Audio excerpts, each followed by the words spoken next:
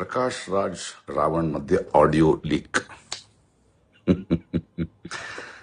అంటే వేరే వేరే సందర్భంలో వేరే వేరే డేట్స్ లో వేరే వేరే ఇష్యూస్ మీద నేను చేసే తెలుగు ట్వీట్స్, దాని సెంటెన్స్ స్పెల్లింగ్ కరెక్షన్స్ కోసం మాట్లాడుకున్న వాయిస్ మెసేజెస్ ని తీసుకుని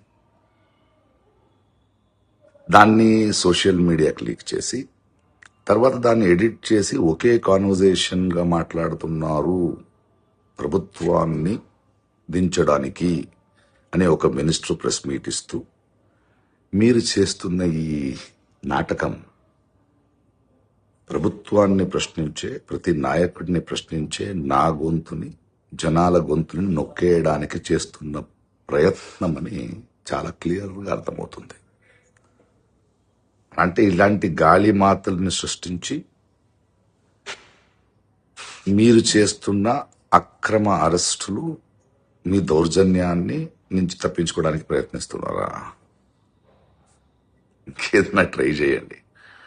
జనాలు చూస్తున్నారు రోజు రోజు ఎలా దిగజారిపోతున్నారని. అవును, ఈ ఆడియో లీకులు మీకెలా దొరికింది? దీన్ని సోషల్ మీడియాలో లీక్ చేసింది ఎవరు? Just asking.